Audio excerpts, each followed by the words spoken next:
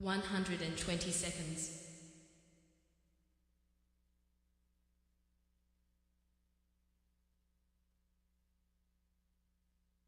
110 seconds.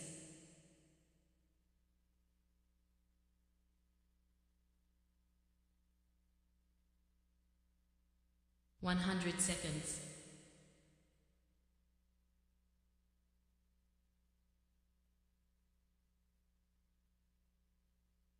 90 seconds.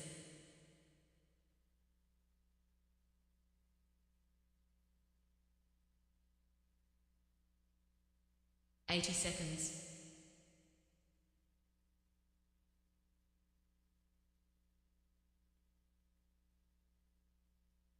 70 seconds.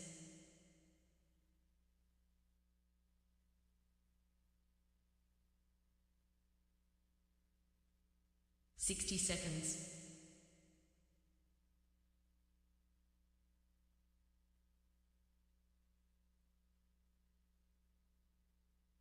50 seconds.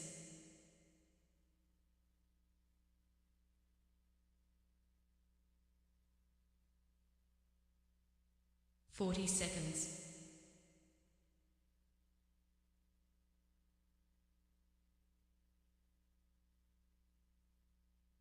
30 seconds.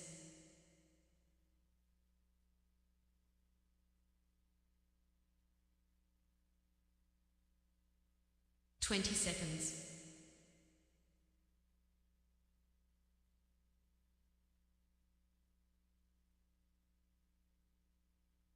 10 seconds.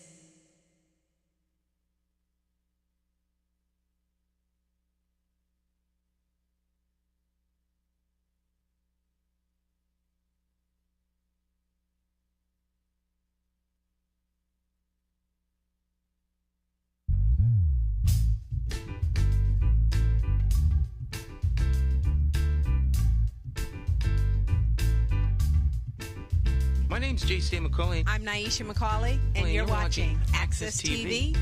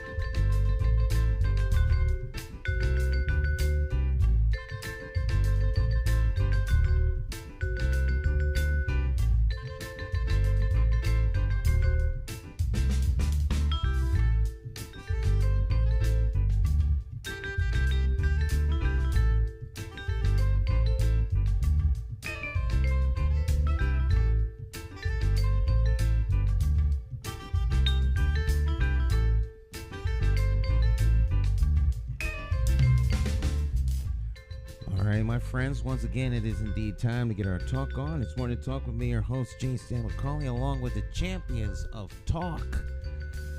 This morning we have in the studio and joining us by Zoom, talk champions, Dr. Maya Bowen and Cacique. Cacique, how you doing there, sir?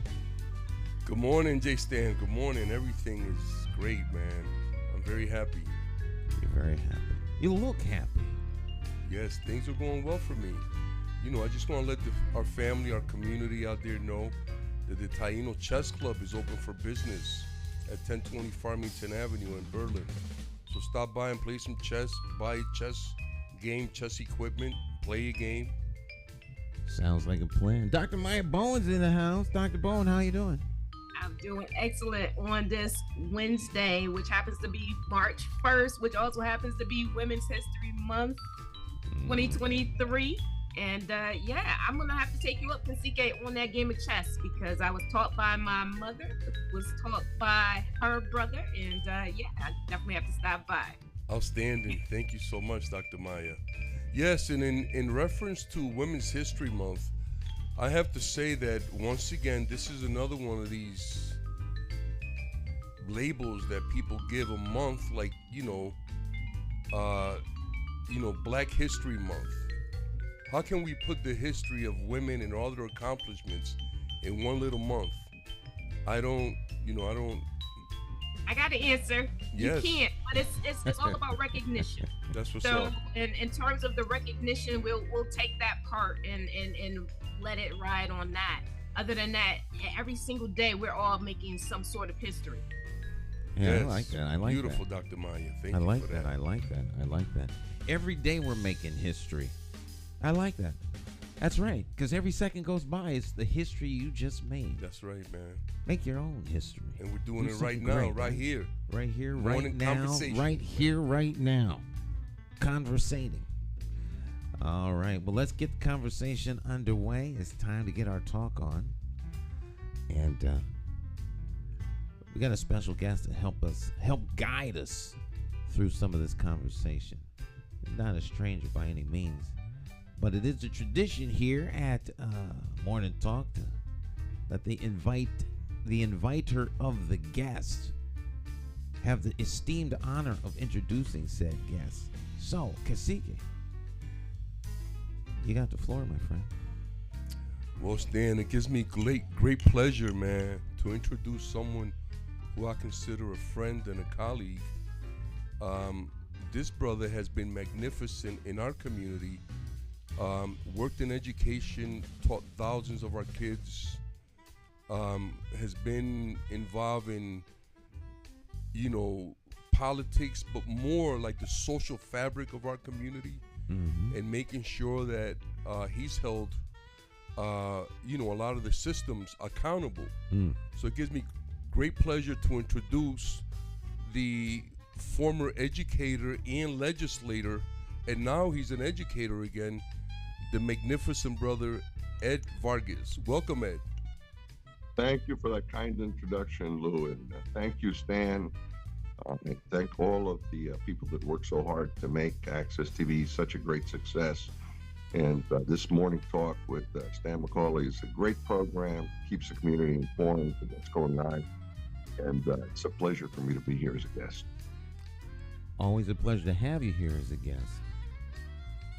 So, Ed, you have worn so many hats in your career, from the Democratic town chair to the state rep, former educator, union member, union vice president, union president, and now you're having, what is your new title, Ed? Share that with us, please.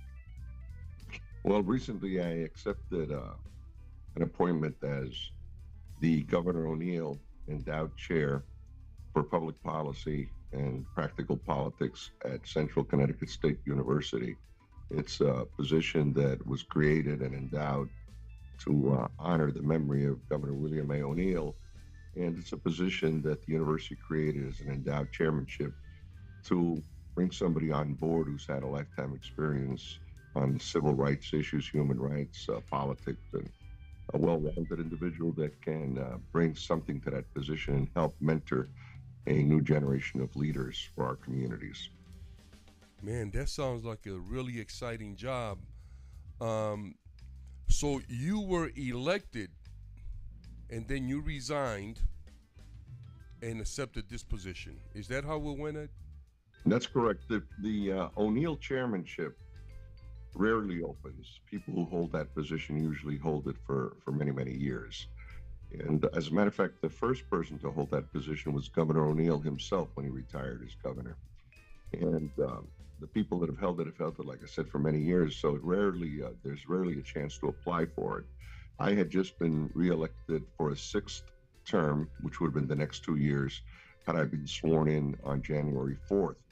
But when Don DeFranco, the former mayor and senator from New Britain, who also served as a state commissioner, announced that he was retiring and that the position was opening up, I saw an opportunity.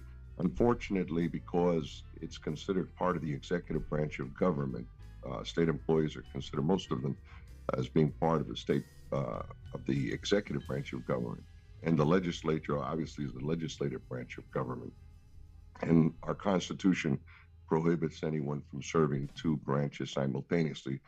Once I applied and the position was offered to me, I had to tender my resignation. And but it's a great transition because I started, as you mentioned, as an educator, 35 years in the Hartford public school system, teaching in our high schools, and during my last few years as lead teacher of the adult education programs, teaching immigrants from around the world how to speak English. So my love has always been education, and I served 5 terms at the state legislature, and now I coming back to my first love and vocation, which is as an educator. Talk a little bit about the bench. I call it the bench. Monday we had a former mayor from Atlanta on, and I asked her the same question, because your new chair, dealing with tomorrow's leaders, if you will, urban America, and who traditionally runs urban America. Even though sometimes black and brown people may be in positions of power, they're not really in positions of power. They're kind of like there. So what needs to be done to build the bench so that tomorrow's leaders look like urban America? It seems as though there aren't young people in the pipeline. I agree with you, Stan. That's one of the reasons I found this opportunity to. I had, first of all, let me explain one thing. I had recently been renominated for a 6th term to represent South Hartford, and now a small portion of West Hartford, the Elmwood neighborhood. And it was something that bothered me because, I am a senior citizen, and I've been trying to bring along some leadership behind me. There was a councilman that I worked closely with, James Sanchez, we call him Jimmy. And I noticed Jimmy was a very hardworking councilman. And I talked to him and I told him in 2 years, I plan to retire. This will be my 6th and last term, and I'd like you to consider running for state representative. We worked together on making sure the city of Hartford didn't go bankrupt, together with Mayor Bronin and other leaders like our speaker, Matt Ritter at the House of Representatives. It was a collective effort. But it was very difficult because we were very, very close, teetering on the brink of bankruptcy. Now, unfortunately, people in the community don't understand that municipal bankruptcy is very different from personal bankruptcy. When you go bankrupt as an individual, much of your debt is written off. That's not the case with municipalities. What happens is there's these bond covenants that are held by Wall Street, and they want every penny that they're owed, and they don't care if they put a lien on 550 Main Street, our City Hall building. They're gonna, as long as there's a penny to be had, they're first in line. If you want to know how terrible municipal bankruptcy, all you have to do is see what happened in Detroit, Michigan. The city almost became a ghost town. People walked away from their properties. When you see garbage accumulating in front of your house, nobody picks it up. Rats and roaches running all over the place. When you don't get the fire services, the police services, it becomes like anarchy. So people just walked away from their properties, and the city almost became, a ghost town. So we didn't want that. And so I saw that this councilman, James Sanchez, was doing a good job. So I said, listen, in 2 years, I plan not to run again. And I'd like you to run in my position. So I think bringing a bench up and bringing people behind us is very important because, we all get older. I'm a senior citizen myself. And so I was at that point where I thought about what you were saying, Stan, which is, what can we do? Part of my position requires that I teach at the School of Political Science at Central Connecticut. Mm-hmm. And I was asked what kind of course I would like to develop. And I told them I would like to develop a leadership development course to help young people, especially those from disenfranchised communities in our urban areas. And that I believe that after 50 years of experience on all these issues, civil rights issues, human rights issues, labor, as Lou pointed out, politics, public policy, And after all this experience I've had over these decades, that I felt I could offer some experiences, some insights to a new generation of leaders. Because you're right, you're absolutely right, Stan. If we don't develop that cadre of new leaders, our communities are going to suffer. Before I turn it over to Dr. Bowen, because I've always considered you to be quite a leader, because you've been a union leader, educational leader, leader in civic and government, Community leaders. community, and leadership is markedly different than manager or managing. Management. Well, like a manager.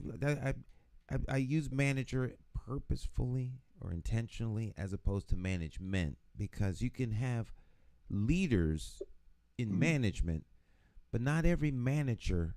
In fact, I don't consider managers leaders at all. So talk a little bit about the difference between a leader and a manager. Well, we had that issue rise back in the 1960s with the proliferation of nonprofit organizations, which were created and funded by different government agencies as a way to service the community. So if there was a need during the war on poverty that was originally it was something envisioned by the Kennedy administration, but after his assassination, the assassination of President John F. Kennedy, President Lyndon B. Johnson made it his business to try to implement these programs to try to lift people up from poverty. One of the bright spots in the Johnson administration, unfortunately eclipsed by his many mistakes on the Vietnam issue. But here on the domestic side, those programs were created to address particular needs in the community. People who headed those programs are what you might call managers, as you're explaining, Stan. So you're given an opportunity to, whatever the issue is, provide milk, formula for babies. You're given an opportunity to provide winterization programs for people's homes and apartments. That's wonderful. And you manage those programs, you manage those funds. And people assume that if you were the director of one of these agencies, that you automatically represented the best interest of the community. But as you point out, that's not necessarily leadership. And we always saw the contradiction back in the 60s, early 70s, that in a way, sometimes these organizations were self-defeating because they needed the funding, they needed the continued funding, so they became a special interest unto themselves. And the worse the situation got for the community, the better their prospects for funding for their agencies. And they soon realized that if the community was doing well, that the funding would dry up. And once you have a staff, once you have an office, once you have a title, other interests crop up. Whereas people in the community, especially those grassroots leaders that naturally rise from the community, like tenant leaders and others that were coming out of Stowe Village, coming out of Charter Oak Terrace, Rice Heights, and those areas, those grassroots leaders like Bernadine Silvers over at Charter Oak, these people were people that rose up to represent real needs of the community. And they were the people that went to City Hall. They were the ones that advocated for the community. So I see a real distinction between those grassroots leaders that emerged and later others that came in a second wave to service the community as professionals. I don't necessarily consider them all leaders either, because many people came as a second wave, recruited from New York, Chicago, Puerto Rico, and other areas to service the community. But not all of them made the commitment for grassroots leadership. So yes, you're very right. Just the fact that you have a management title does not mean you really represent the aspirations of the community. Dr. Bowen. Yes. Mr. Vargas, congratulations on your appointment. I see that you started on February 24th. It must be an exciting time in your journey towards making such, I would say, monumental moves in terms of being appointed as the O'Neill chair. One of the questions that I had in regards to the position, because it is such an esteemed position, which would allow for a lot of possibilities to actually occur, or rather opportunities to occur, and hopefully in the direction of Harvard Public Schools students over the course of the next 120 days. Do you have any benchmarks that you have set, or do you have a top three goal list that you would like to reach within the next 120 days? Well, this is what I'm trying to do. First of all, since I was not familiar with the campus, was not familiar with the way things work at the university, because most of my teaching was at the public school level. I worked for the Hartford Public Schools for 35 years, but this is my first experience in higher ed. So I've been meeting people, I've been talking to people, and I've been trying to make sure that I don't reinvent the wheel. Where there are things that are working, try to absorb those, use those systems. Where things need improvement, try to improve those. And I don't want to come off with my colleagues now at the university as being an arrogant individual who wants to come in there and try to reinvent the wheel. But I do have specific ideas of what I'd like to do over the next 120 days. Most of my focus is going to be leadership development for our young students. What I'd like to do is connect them with our community organizations. I'd like to get them involved with public policymakers, but not only the students. I'd like to see more of the faculty at the university connected with some of the public policymakers, because we have a lot of expertise there. As I go around the campus, I realize that there are people that have a lot of knowledge, a knowledge base that's incredible, and that unfortunately some of our policymakers haven't accessed that kind of experience. So I see part of my role as being a liaison between policymakers, the faculty, the students, and seeing if we can integrate and get some community engagement on the part of the people on the campus into their communities, and also raise the consciousness of some of our policymakers as to the resources that the students can offer them in helping them realize their mission. So I'm going to be a busy bee the next few months. And, Absolutely. And Absolutely. I'm going to, I'm an activist. Lou was talking about, the different titles I've heard as Democratic Town Chairman. I held a title as Deputy Speaker of the House of Representatives. I've held all these positions, but in reality, I consider myself more of an activist. And I've been a civil rights activist, human rights activist, been an education activist. And in these different positions that I've held, I've tried to bring my activist mentality to the House with my colleagues, with my fellow legislators, and continue to try to press them on these issues. Because in a sense, it's very easy to enter into these institutions, and just because they have such a long history, they already have ways in which they do things. So sometimes turning them around is like trying to turn an aircraft carrier around.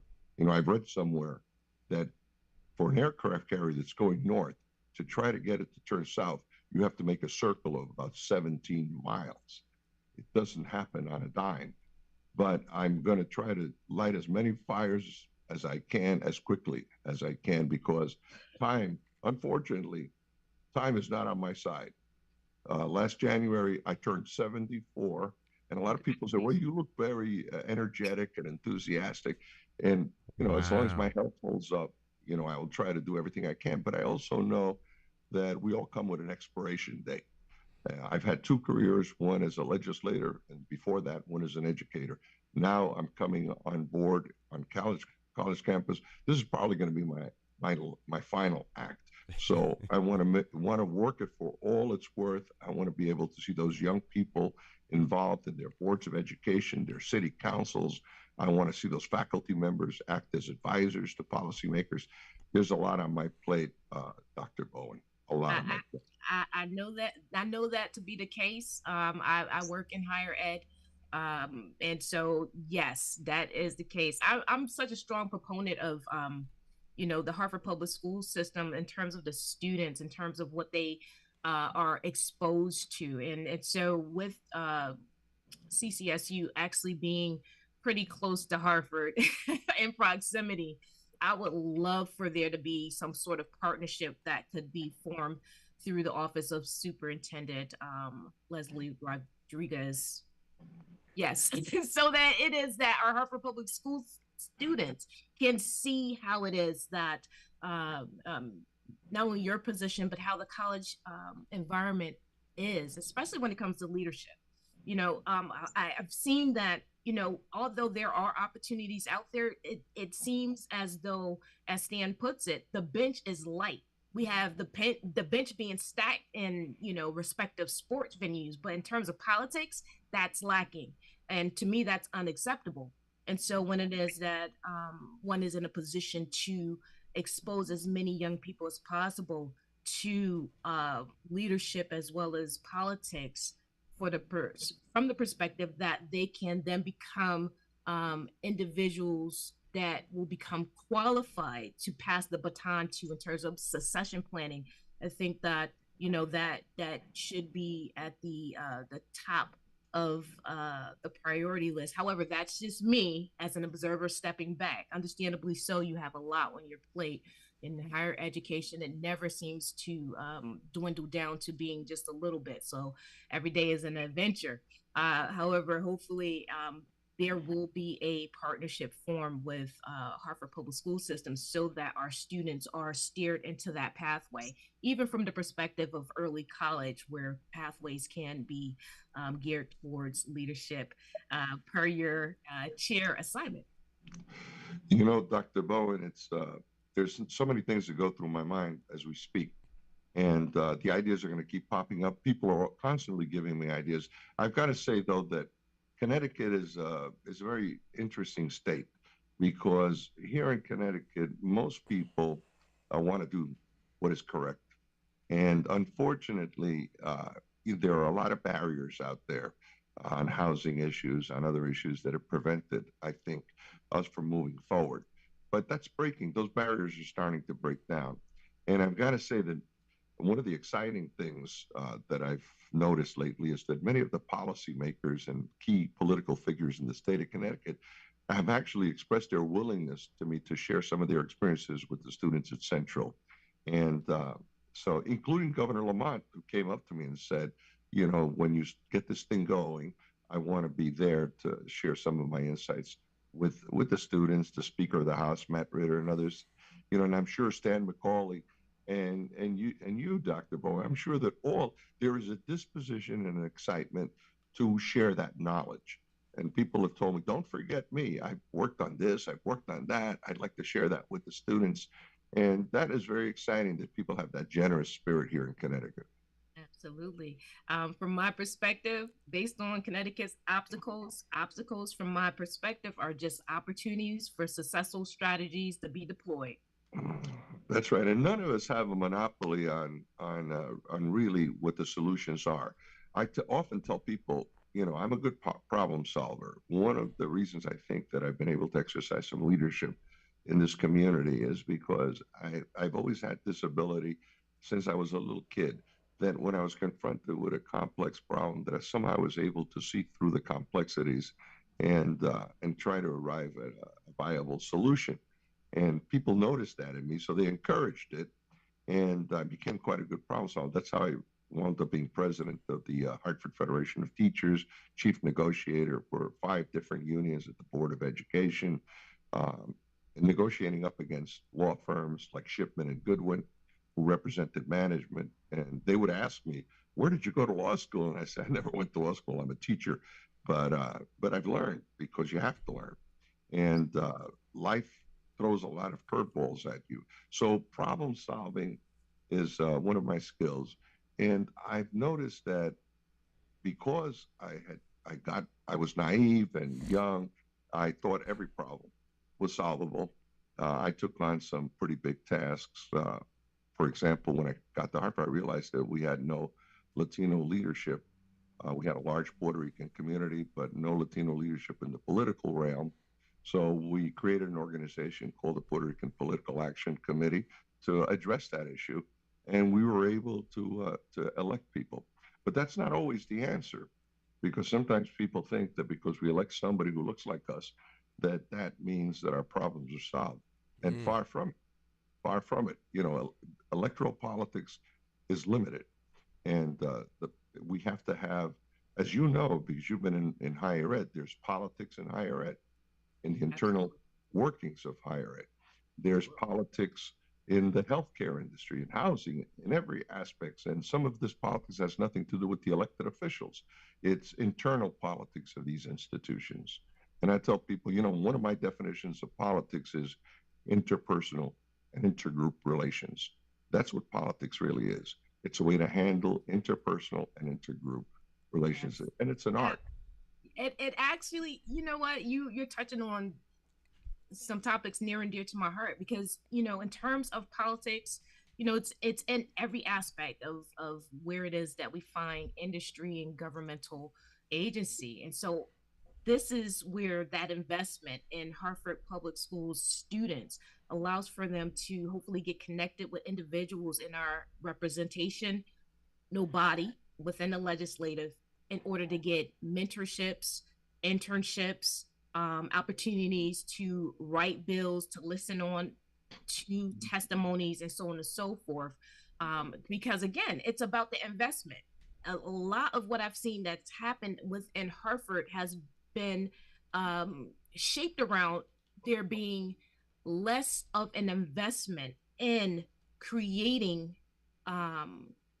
individuals that go 13 years in a public school system to become part of the leadership, which I would deem to be the aristocracy of the state. But again, when it is that they're either groomed as leaders or even as educated constituents or constituency, the question for me becomes, where is it that through the Hartford Public School system that there is a consistent emphasis on making sure that educational grounding and civics, so that they can become the constituents that are understanding how the process goes, so that they become more politically inclined in terms of attending meetings, going out to vote, things like that. And that's lacking in Hartford.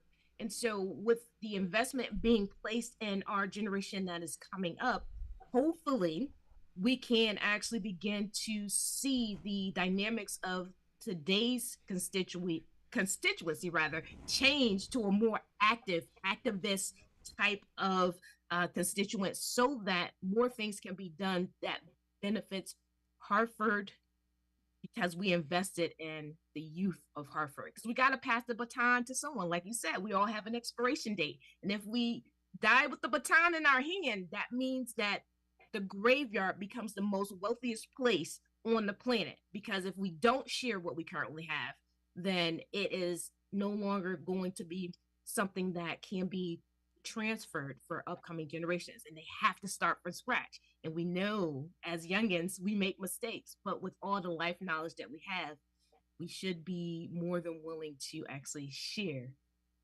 because we care. Absolutely. That's where the education component comes in. And that's, of course, I tell people that being an educator is not really a job. Being an educator is a vocation. And I believe from an early age, you have an aptitude toward this vocation. People that see a teaching job as simply a job will not last long. I experienced this as a teacher in Hartford, as a union leader in Hartford, that people that came into it simply for the salary and the benefits and had no real interest in educating our kids, they had a hard time and lasted very little in the system. They got burned out quickly. You have to have a love for teaching, which is one of my second skills. Besides being a problem solver, I also discovered I had an ability to take those complex issues that people sometimes fail to understand and break it down in simple language so that people understood what the issues were. And people would tell me, they'd say, Ed, this is something that for years I wondered about, and I really never was able to figure it out. And in a few sentences, it's like you've opened up a window and the sunlight came in. I understand the issue completely now. And I realized that I was able to simplify in a way And I maybe partly because of my involvement in politics, you get used to creating the elevator speech and trying to find ways to simplify complex issues. And there's a danger in that too. But at least open up people's eyes to what the issues you mentioned, like civics. I taught civics, geography, American history at the high school at Hartford Public High School, the second oldest high school in the United States. And people would look at me and they would say, Mr. Vargas, how does the U.S. government differ from the state of Connecticut government? How does the state of Connecticut differ from the municipal government of Hartford? People need to understand these things. They need to understand also how the powers of government are divided into a judiciary that's controlled by the judges, into an executive that runs the government, manages, as Stan was saying, those are the managers.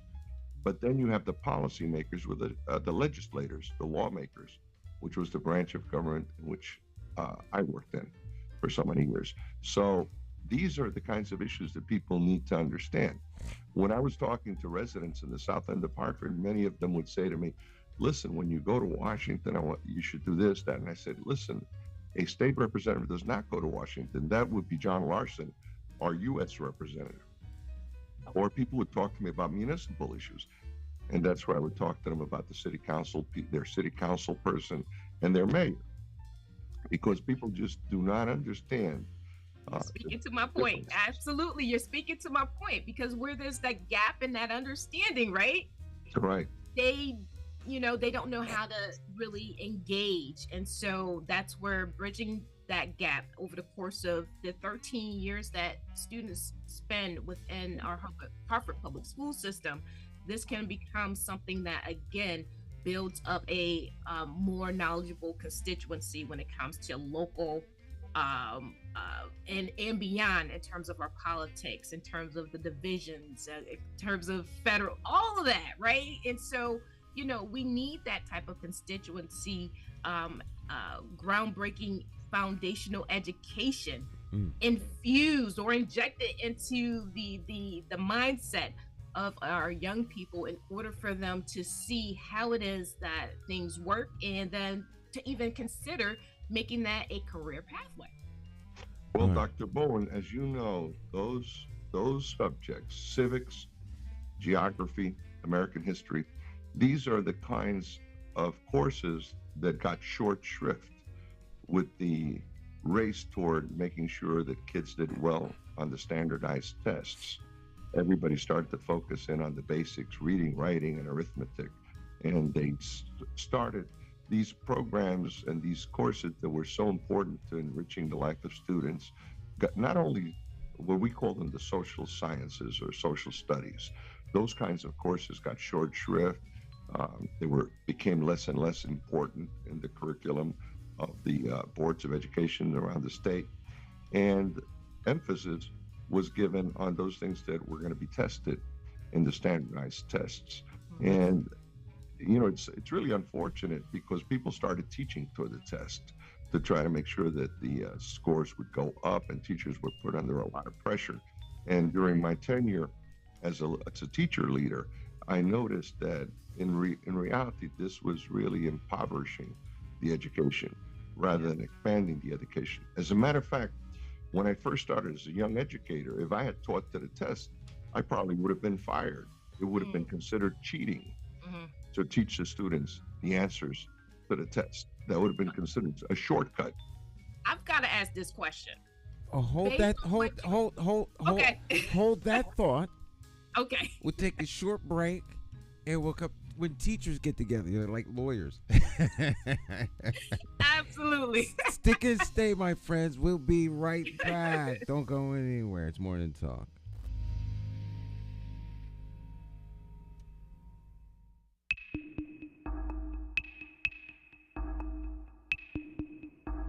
Every bad political decision is made by a politician elected to office. So if you think your vote doesn't matter, just remember this. There are people sitting with politicians in a back room making deals about your future, making policies about your children, making decisions about your neighborhood. To them, you are just a vote. You are not their charity. You are not their cause. You are just a vote. Elections have consequences, and if you don't vote, you are actually voting to keep these people in power to work against you. Now, more than ever, you need to make your vote count. Declare your independence from the plantation of party politics and free your political mind.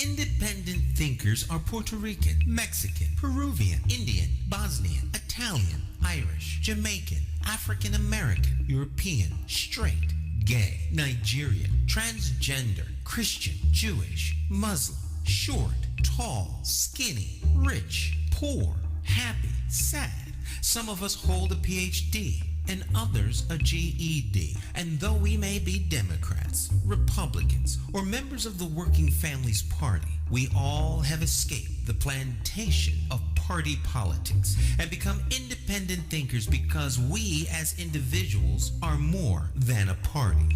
You see, independent thinkers come from all walks of life. And the one thing we all have in common is that we love, live, laugh, and learn in the city of Hartford. We are the constituents, and the government of Hartford belongs to us. My name is J. Stan McCauley. I'm an independent thinker, and I approve this message because it's time to stop towing the party line and vote for a candidate you can trust. You too can escape the plantation of party politics if you have the courage to free your political mind.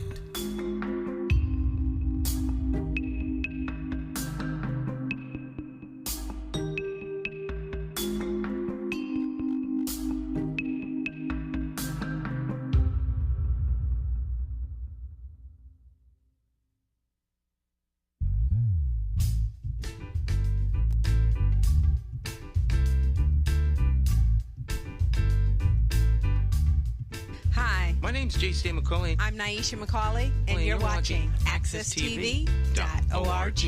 Oh, yeah.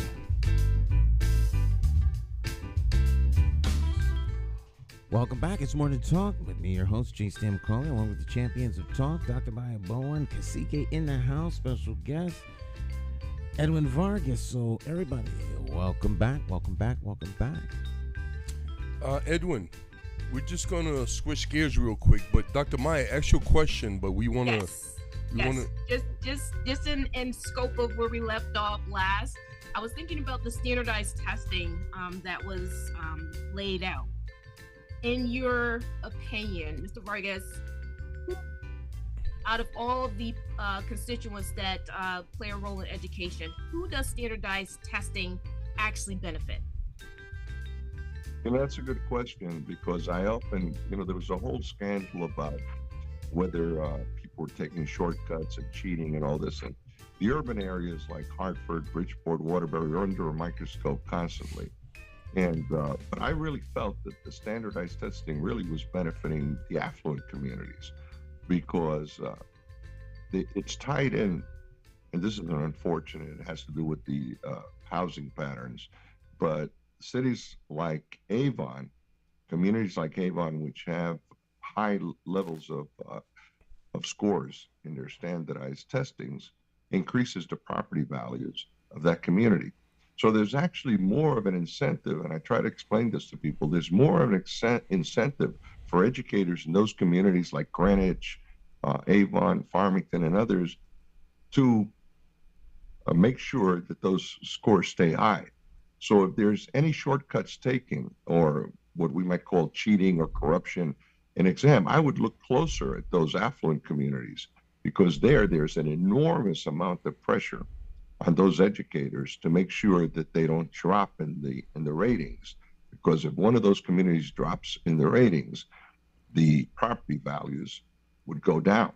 So the mayors, the first selectmen in those towns, the superintendents of those towns put an inordinate amount of pressure on those educators.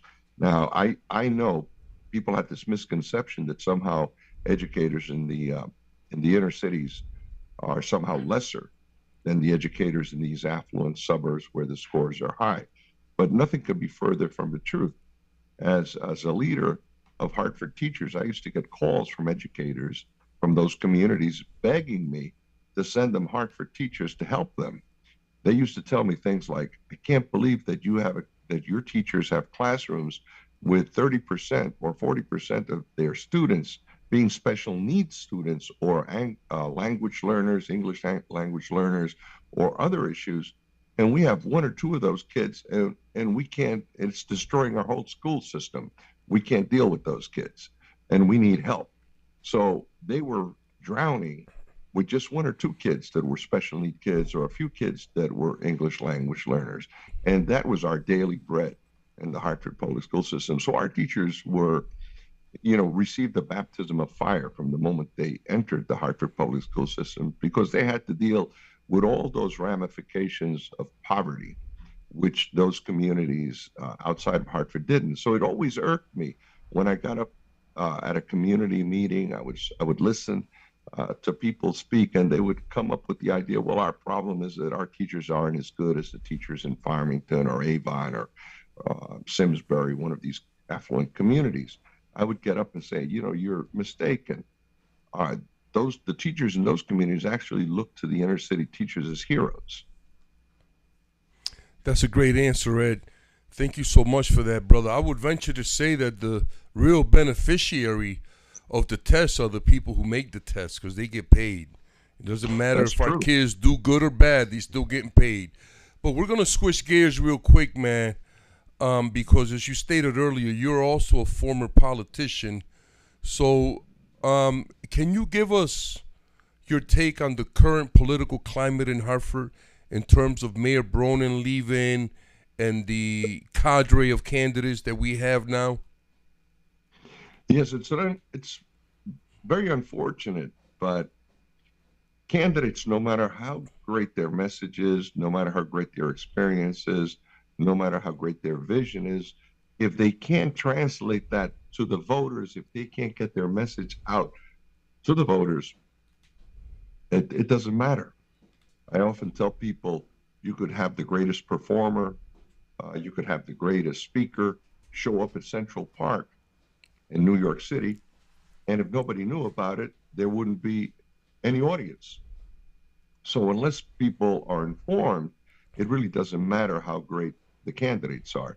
And in Hartford, unfortunately, the the ability to get your message out right now has a price tag of at least $500,000. Going back to the campaign of Eddie Perez, who became the first Latino mayor in the city of Hartford many years ago, he spent over $500,000 at that time. Since then, about 7 years ago, when Luke Bronin ran, many people estimate that he spent close to $1 million in his campaign. So, although officially maybe it might have been 700, 750, but there were other values that were added that probably added up to over $1 million.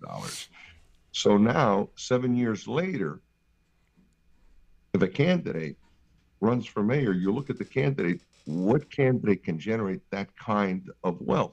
It has changed in state politics because at the state level, we created a citizens election fund, which if you're able to get small contributions, $5, $10 from the community, and you're able to build up a little over $5,000 in small contributions, you get a grant. So you get a grant of about $32,000 plus the $5,000 you raise. So that's $37,000 to run for state representative. You get more if you're running for state senator. The reason that program was created at the state level was to keep big money out of politics so people would be able to run, but they didn't want to give the money just to anybody. They wanted to make sure that person had some grassroots support and was able to raise small contributions adding up to $5,000. I think it's a great program because candidates don't have to go begging large corporations or wealthy individuals for campaign contributions. Unfortunately, this program doesn't exist in municipal politics. In municipal politics, every dollar that you're going to use in a political campaign, you have to raise the hard way, asking individuals to donate, which is like the old system for the state politics, which means you have to go begging and borrowing. Very few people have the ability to raise over $500,000 to be able to get their message out, to be able to buy their lawn signs, to be able to buy media time, to be able to create literature, send out mailings, create phone banks. That costs money. And most people in poor communities like Hartford are not going to volunteer for free. You're going to need to pay some of the people to go out canvassing for you. And it's not that they don't want to help the candidate. It's that they can't afford to help the candidate if they're not compensated, if they don't have a little money for their gasoline, if they have to go away from the odd jobs that they do to work on your campaign. They need to survive and their families need to survive.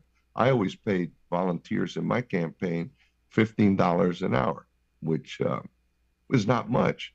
It's the minimum wage, but at least it was something. In some of these other communities, more affluent communities, you still have the old volunteer system where people have good jobs, good paying jobs, and they can afford to give a couple of hours to a campaign without charge. That's very difficult in the city of Hartford where the needs are so great. So that's part of the problem. When you ask me, who's a viable candidate for the office of mayor in the city of Hartford, there's very few people that have the ability to raise that kind of money.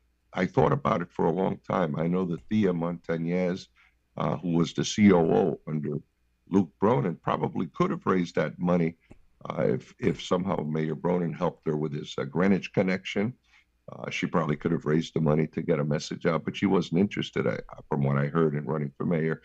You have individual like Councilman Nick LeBron. Nick LeBron, city councilman in the city of Hartford, is interested in running for mayor, but I look at his campaign and I really don't see the viability of him raising sufficient funds to be a viable candidate. I look at the campaign of Eric Coleman, and I realize that he has the support of the middle class in Windsor and Bloomfield, so maybe he'll be able to raise $200,000 or $300,000. I doubt he's going to raise $500,000. I really do, despite the fact that he was a judge, despite the fact that he's a former senator. I think maybe John Fonfara can raise the money because he's the chair of the finance committee at the state capitol, so all the lobbyists need him. So they probably will help him raise some money. So maybe he might be able to hit that $500,000 threshold. And I'm talking $500,000 today which doesn't buy you what it bought Eddie Perez, 15 or 18 or whatever years ago because of inflation. So it may be more.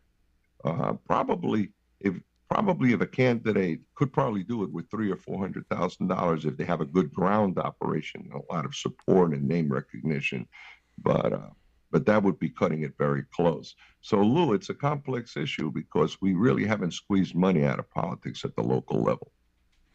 It's interesting that you say that because you never talked about who was qualified to be the mayor. You only talked about who could raise the money. That's completely absurd to me, Ed. That we have to and that we have to look at politics in that way. There's no community interest in your words. Well, what I said at the beginning was that the candidate's message, as important as it is, I think maybe you didn't hear that part, that no matter what the vision is, no matter how great the candidate is, they need to get that message to the voters. So you can be the greatest candidate and you can have the greatest ideas to help uplift the community. But if nobody knows about it, you're not going to get elected. That's my message. Ed, now, did you consider running for mayor at all? No, not really, because yes, I did in the past, and I did run for mayor in 2011. At the time, though, the Governor Malloy, stepped in. I don't know if you recall this or not. I recall. He came from a special session. That's right. He came in. Governor Malloy came into the Hartford politics, and he cut some kind of a deal where Sean Wooden would become president of the city council, and they convinced the mayor at the time, Pedro Segarra, to run for another term. So I wasn't successful in that campaign. Originally, that was not the case. There was a vacuum. And so I did have some support from the Spanish American Merchants Association and some of the small business people. And I believe I would have been able to raise sufficient funds to get a message out there. However, at that time, when Governor Malloy came in and convinced Pedro to run for a second term, he was the incumbent. And the only challenger at that time that he had was myself and Sean Wooden, but he convinced Sean to drop out of the race and run for the council.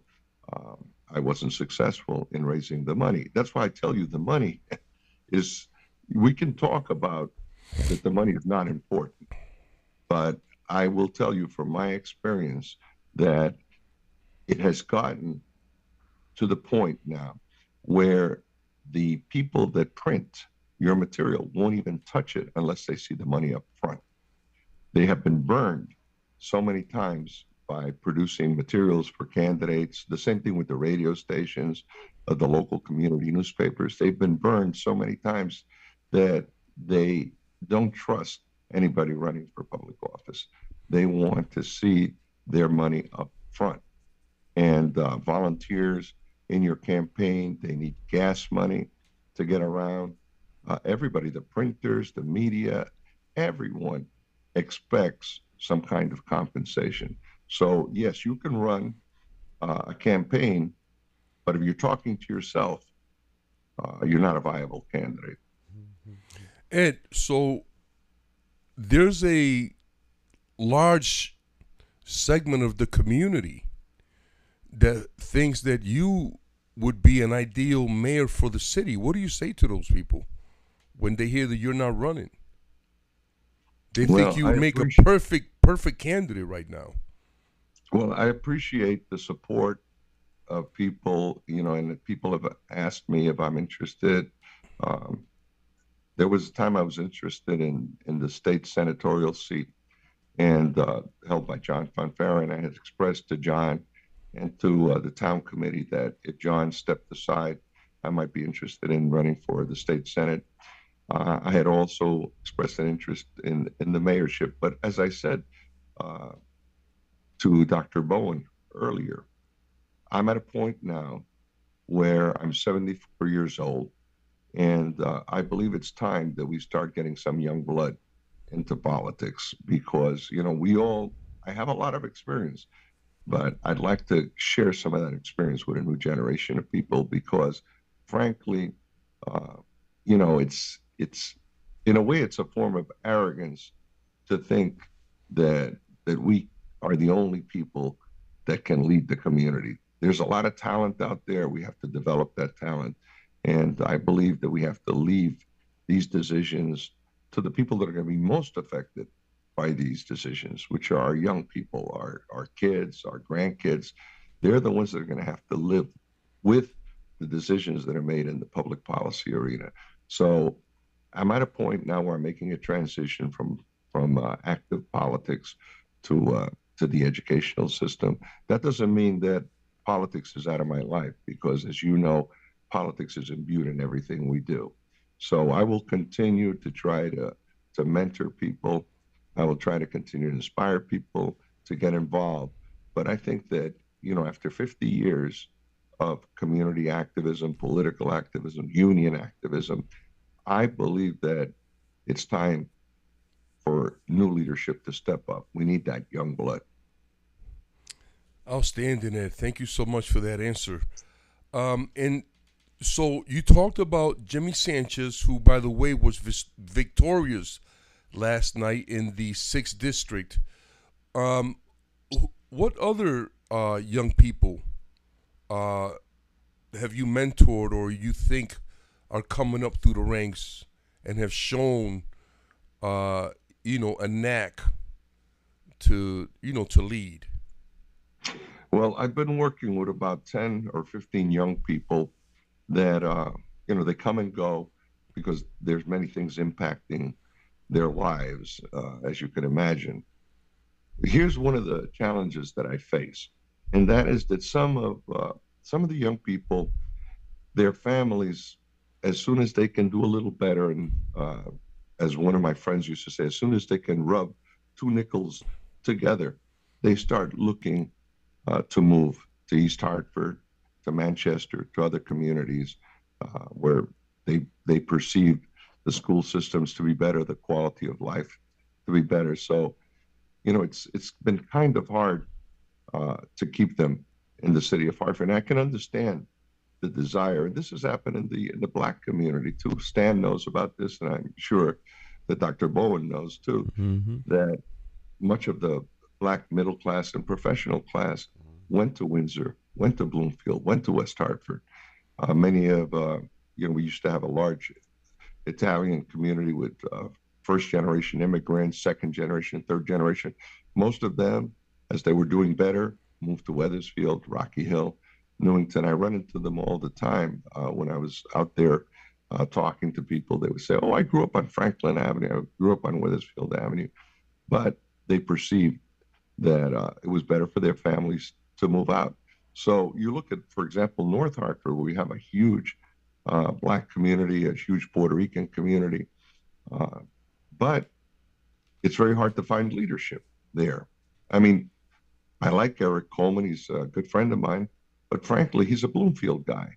And much of the leadership in terms of business in North Hartford, much of the leadership in the NAACP and all these organizations is frankly suburbanite leadership. Even the reverends that come into these churches in North Hartford, South Hartford, the West End. Well, the West End, they do still have a strong, viable middle class. There are pockets like Blue Hills neighborhood still has a viable middle class. The South End has some pockets of viable, but for the most part, that's our challenge. Our challenge is you really don't want to force kids to stay in the city of Hartford, but I try to encourage them to give back to the community. My wife and I could have left. She was a fellow teacher, taught 35 years in the Hartford school system, and we brought our kids up going to Parkville School. When we moved to the South End, they went to Naylor, they went to Buckley High School. We tried to keep them in the system, and sometimes we would ask ourselves, are we doing right by our kids by staying in the city of Hartford with all its challenges? But, that was a decision we made, that we wanted to reinvest in this community. But not everyone has the time or patience or is willing to risk these challenges for their kids. And I can understand that, Lou. Ed, thank you so much for that answer. That's incredible. We've often talked in the past about the need to mentor people. and I do believe in term limits for all these political positions. I don't think any politician should be in office for more than 10 years. These state reps and state senators, it becomes almost like, they have a sense of ownership and they don't want to share. So I believe in that.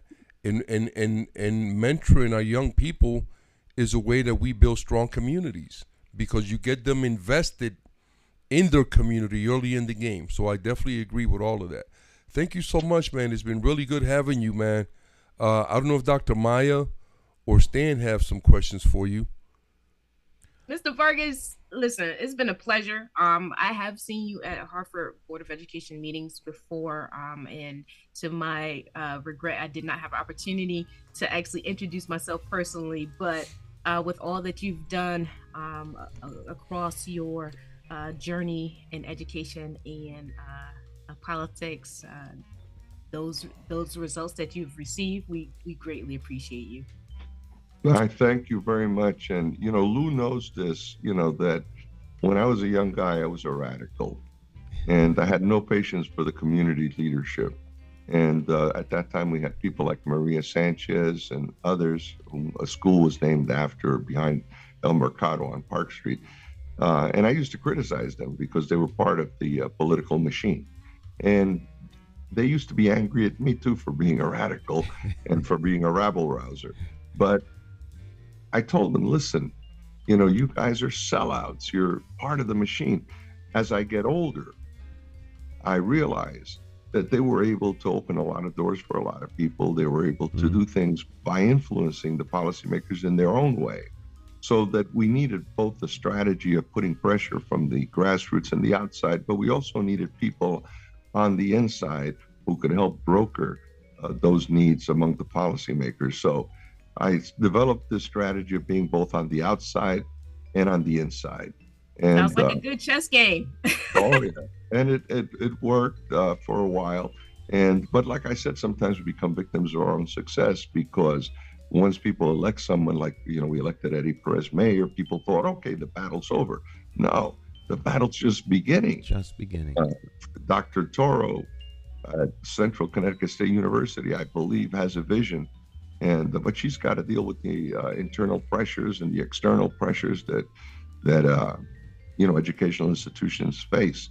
So things are never that easy. Dr. Zulma Toro is Puerto Rican, and she has a strong understanding and a feeling, and she'd like to use the university as a resource to have these good things happen for our communities. But as you can imagine, Dr. Bowen, having worked in higher ed yourself, nothing comes easy. No, but it makes life truly an adventure. So there's never a dull moment.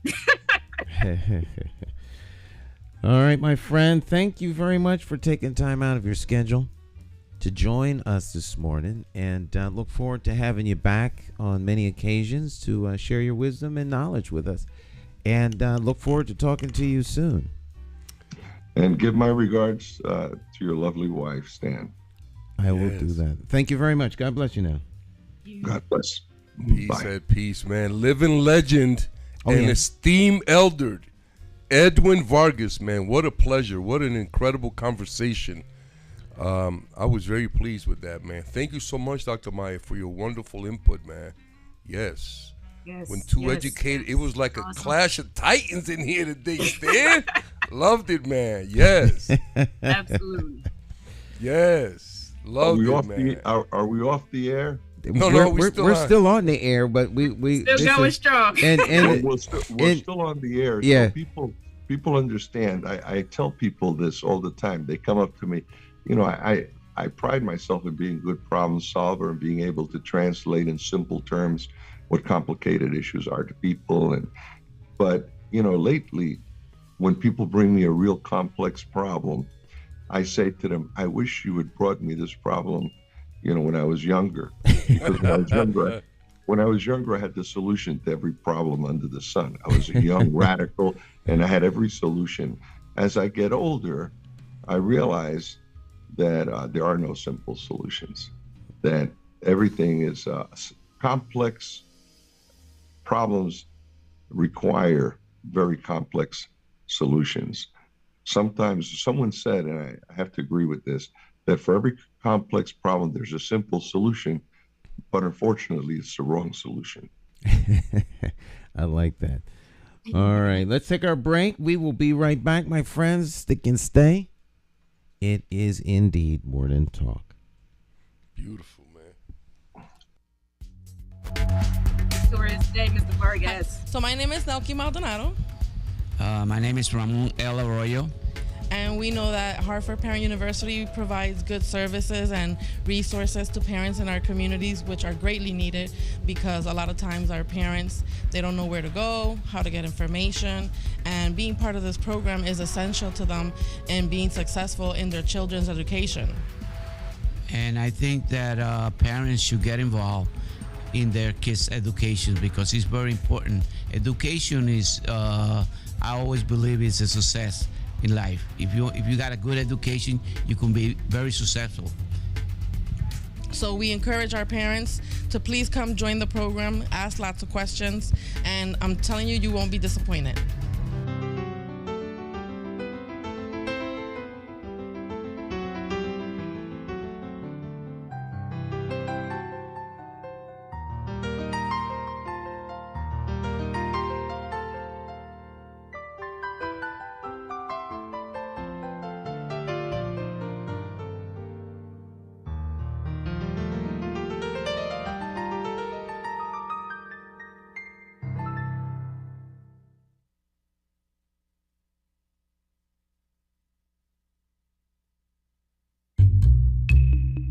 How do you define evil?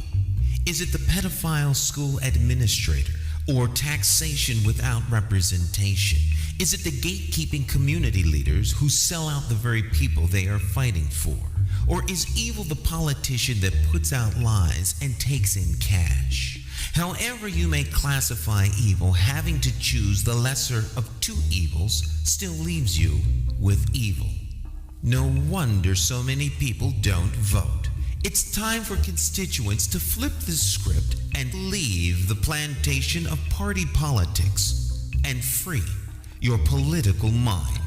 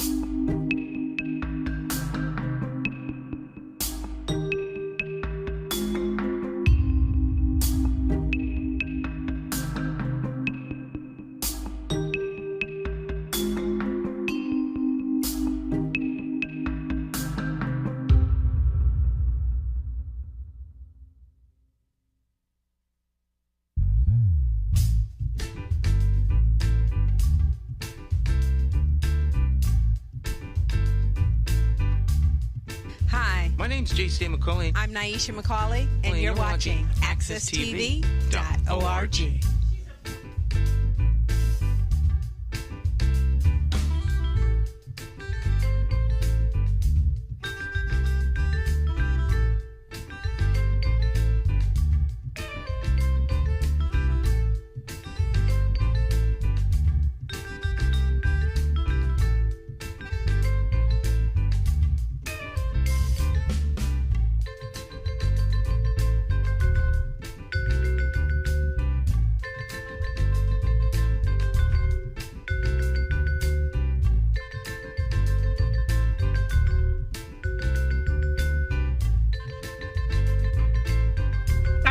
Talk. Oh yeah. All right, we're back. We got Jay Hogarth in the background, Yes. bringing us in. Yeah, man. Yeah, when I look at those guys playing, Stan, ain't nobody jamming harder than that bass and that piano player, man. Them dudes are Listen. like completely enjoying the groove, bro. It's awesome Oh, yeah. to watch them. That's the vibe right now. Yes. Oh yeah. Hey, man, it was so good to have Ed on, an esteemed elder, a man who's done so much for our city. and he's so proud of our city. You know, people like Ed and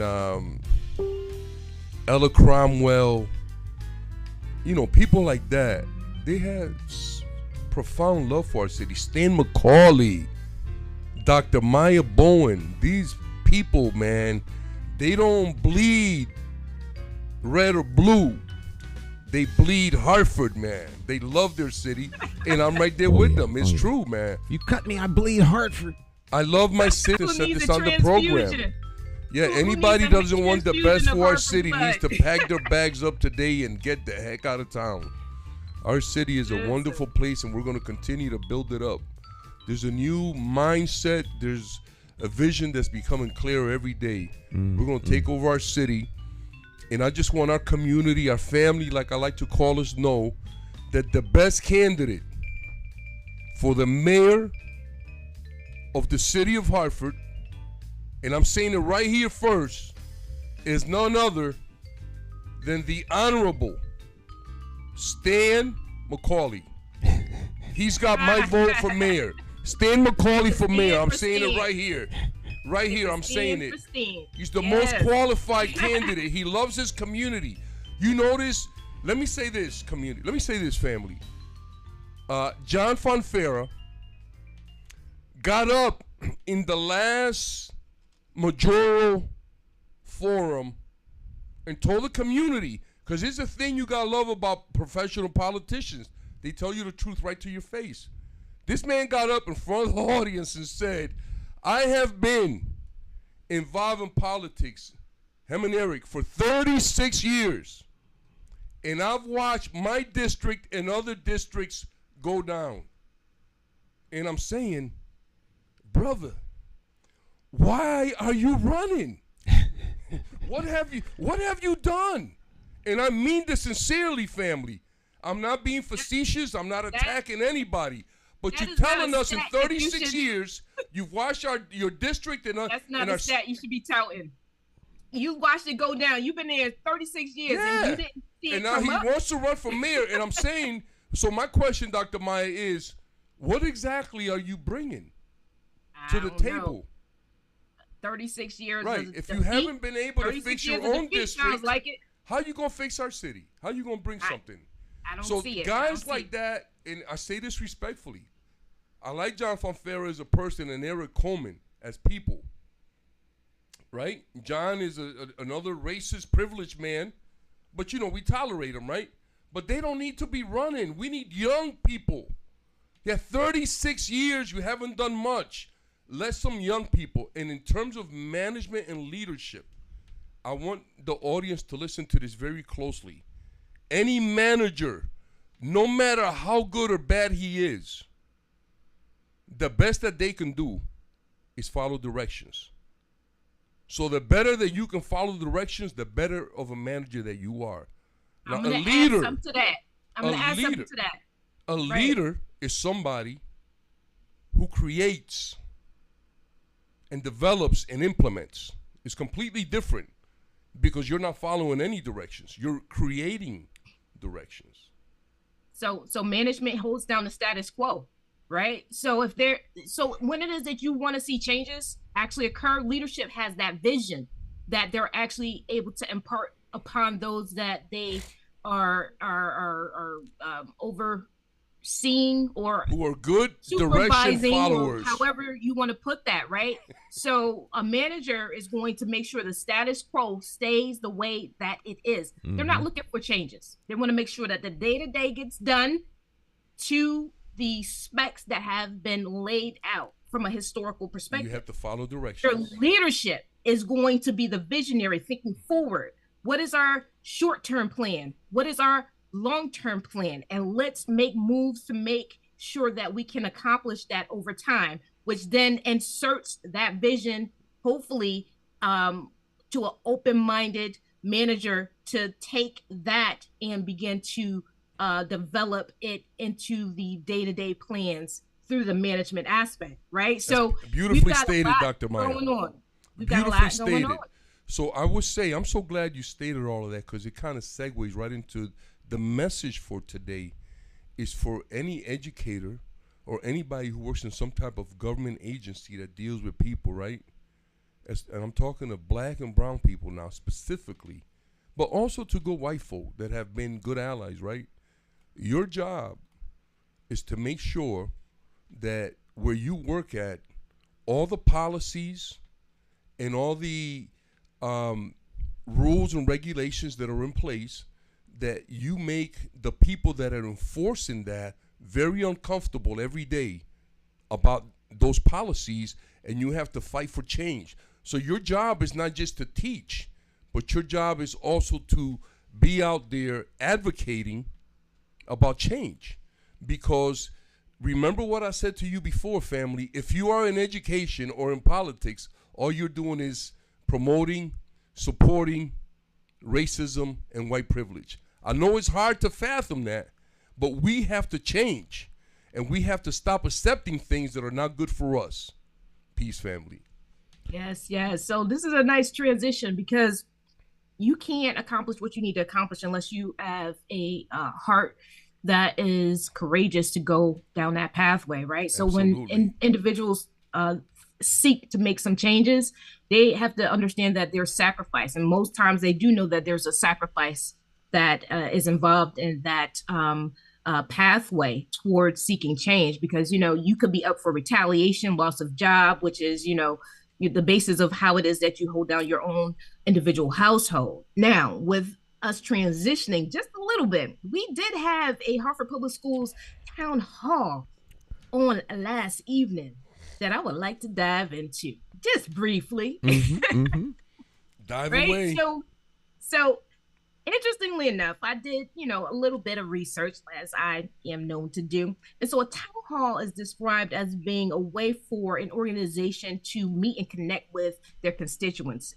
Now, having said that, upon holding this town hall, certain things should have actually occurred that actually didn't. However, you know, it was what it was for the hour that it was held, from 5:30 to 6:30 p.m. on last evening. And I would ask that everybody go ahead and look at that, because it was specifically to speak upon the budget for Hartford Public School Systems for the 2023-2024 school year, which it is noted that a $24 million deficit is looming. And so they laid out their perspective on how it is that they're seeking to mitigate said deficit.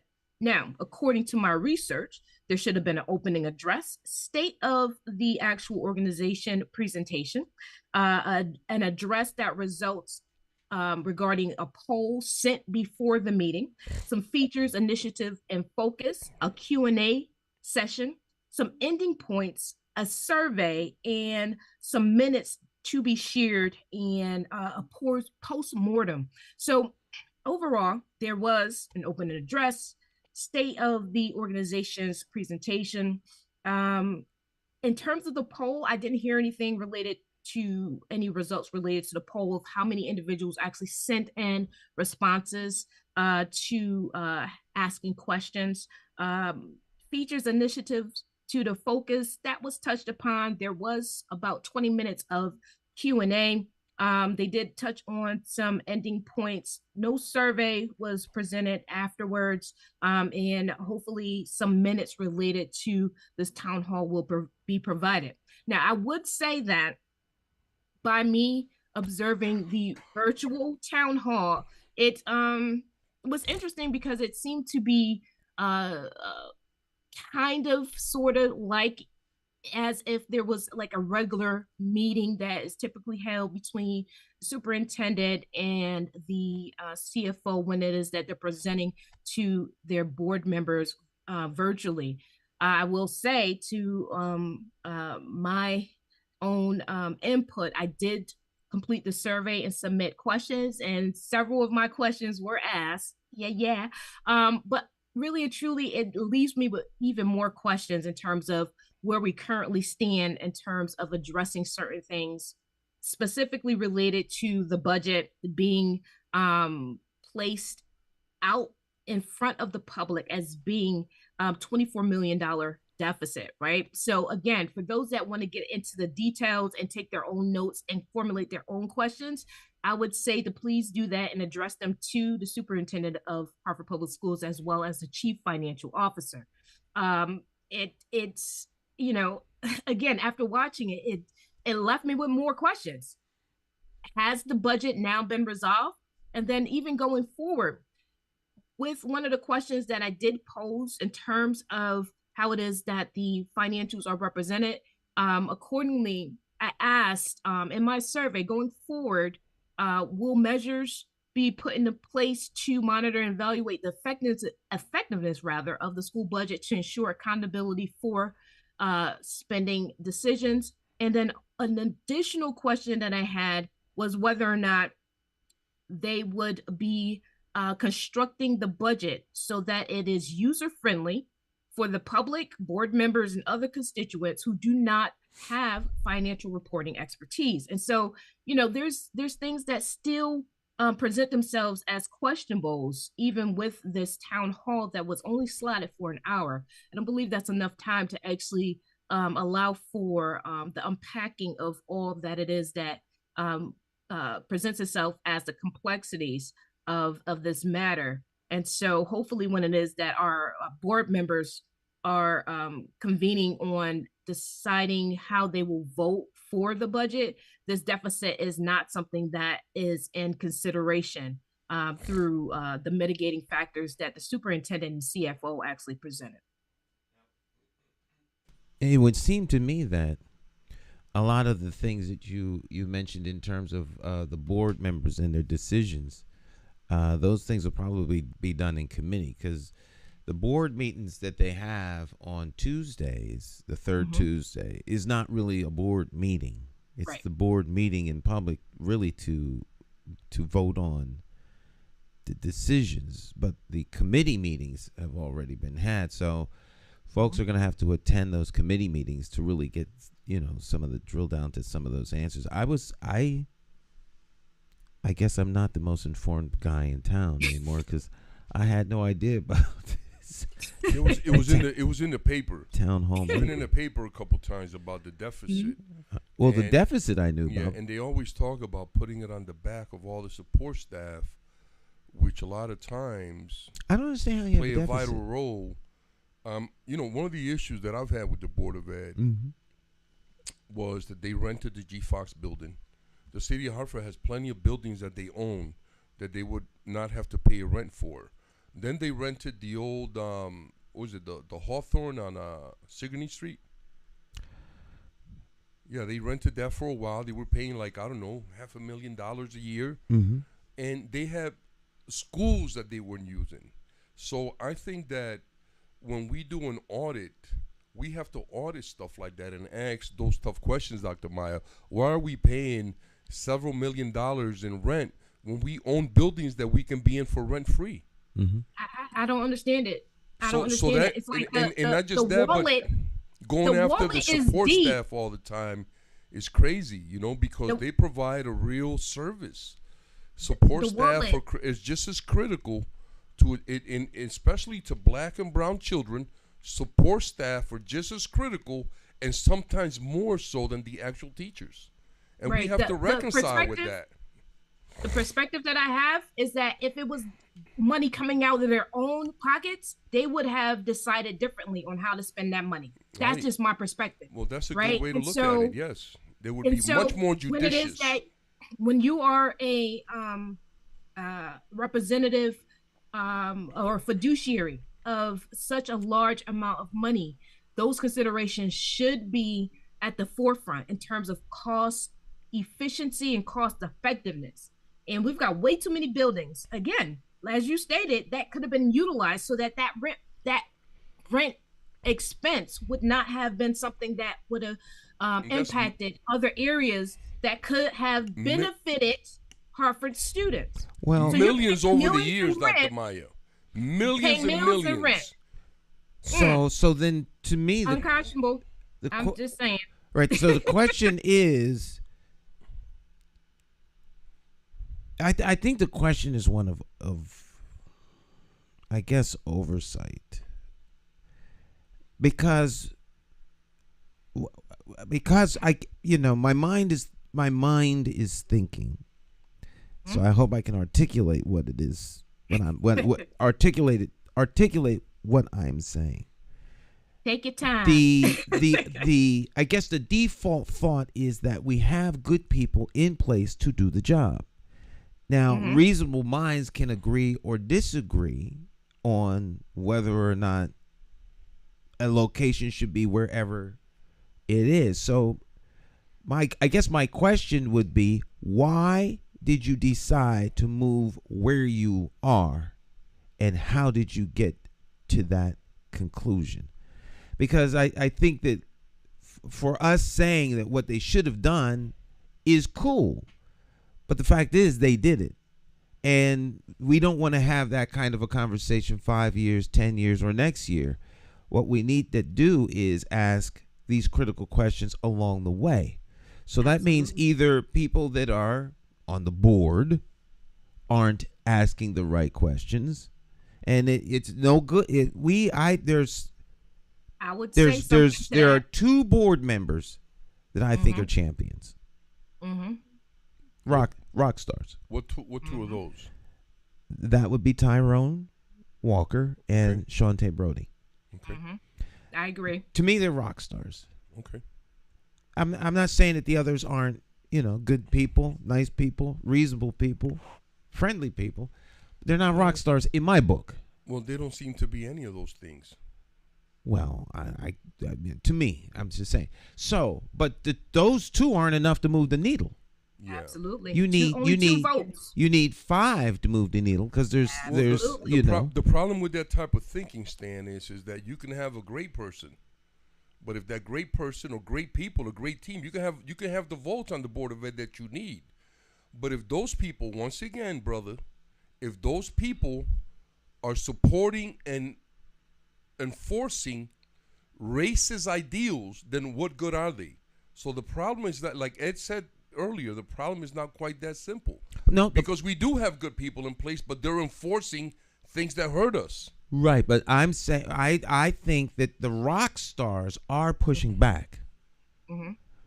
But they only have 2 votes out of the whole. So those that are there, particularly now, I might get a little bit of pushback, or folk get all upset and bent out of shape. But there are 5 members of that panel appointed by the mayor. Yeah. The other 4 are elected by the constituents. All right. So that doesn't mean that the mayoral appointees by default are going to carry the water, because we have some that were elected carrying the water. They're carrying our shame. Or carrying the shame, as you say. But once again, this is why elections have consequences, and it matters who you vote for, because appointed people are appointed by elected people. People elected to office are accountable to you only if you hold them accountable.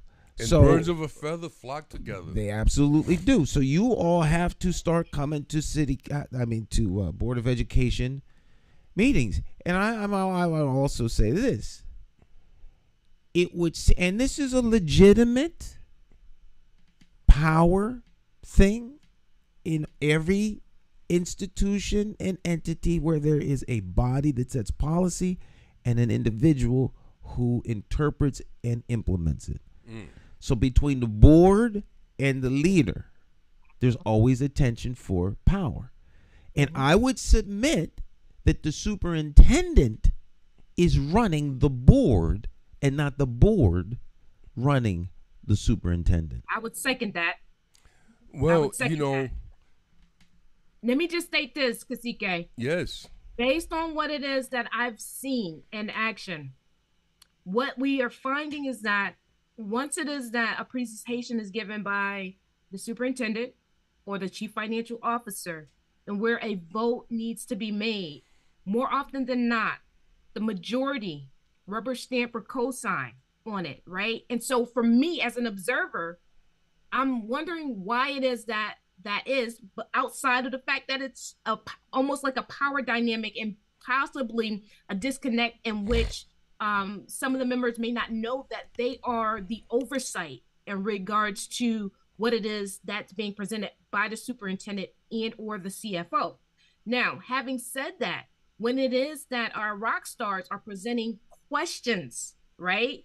What I'm finding is that the majority of the time, and somebody can contact me if I'm wrong, the answers that they are seeking are not all the way presented or at all or within a timely fashion so that the entire body of the membership of the board can then make more informed decisions regarding how they vote.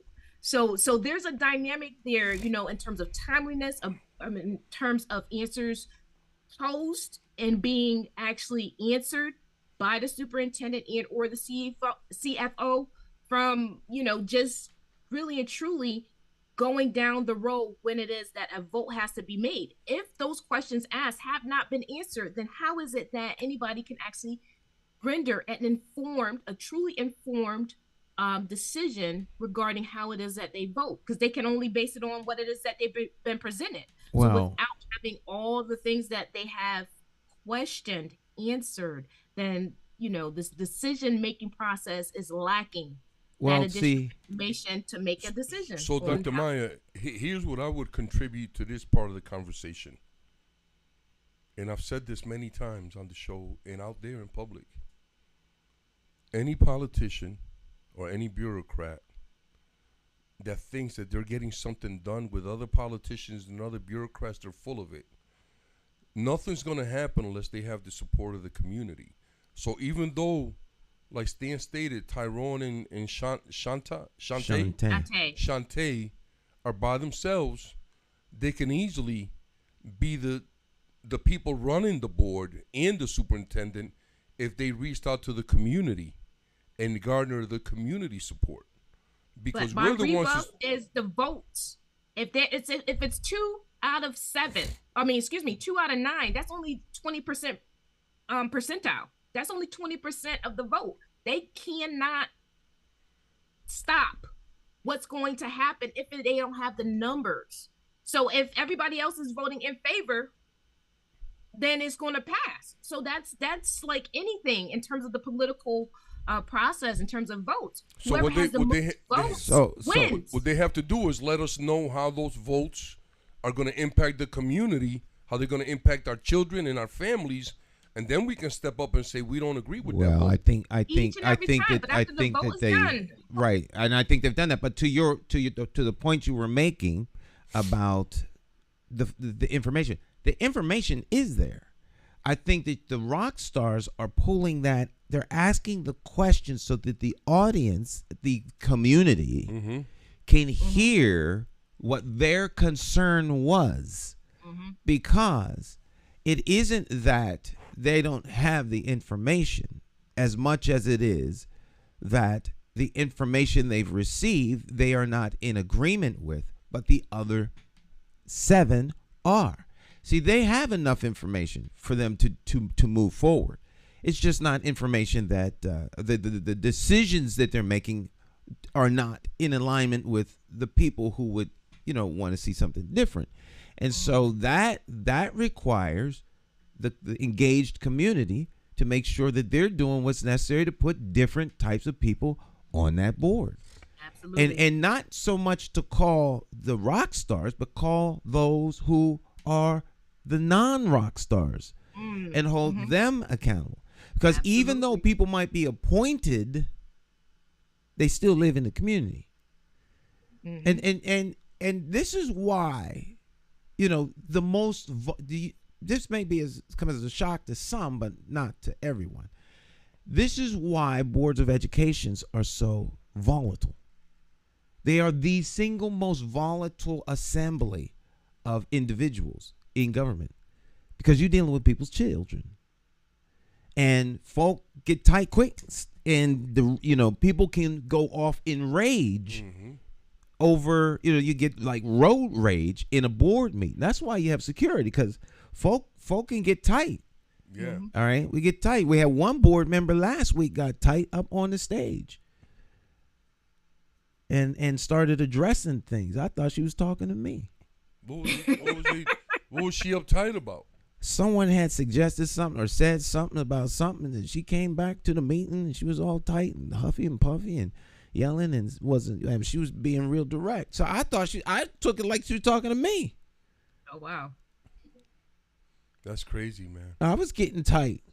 That energy transferring. We can't have too many tight people in the room because it gets crazy. Get tight. You can't mix that Red Bull and coffee. I tell you that. Right, you know. I mean, I'm like, you talking to me? That's I'm looking. I said, she talking to me? Who's she talking about? Name calling and fists flying. It was at the end of the meeting though, but I was like, wait, hold up now. Remember when Sam Saylor poured some water on somebody? He threw water. Yeah. That was over at High Street. But he did it he did it because he felt that they were being racist and whatever and unfair. Well, it doesn't really matter why. You start throwing water at people start picking up chairs next. That's problematic. Have a free for all. An incredible show today, man. Thank you, Stan. I want to give a shout out to Eddie Griffin, Chuck Cummings, Cleve Royster, Jackie Bethea. They all down south now, man. Those were great people in Hartford that have moved down south, man. Thank you for your service to our great city, man. Appreciate y'all. Oh, yeah. Peace, family. Peace. All right. So as we head into midterm season for the spring 2023 semester, may everyone that is in preparation for those exams ask the questions. Your instructors are not mind readers. So if you're stuck, the only way it is that we fill those gaps in is by you making the approach, having the appropriate questions, and filling in those gaps. Happy studies. All right, happy studies. Happy studies to you. Remember Happy Trails? Dr. Maya, that's the biggest cheese in America right now. Love it, man. All right, my friends. Our time together has come to an end. We'll see you here next time. You all have a fabulous rest of your days. It should be up to like 49, 50 degrees. This is New England. Ain't no doubt about that. We'll see you all next time. We'll let Jay Hogart and company take us out. Ciao, ciao. Peace. All right, Dr. Maya, have a...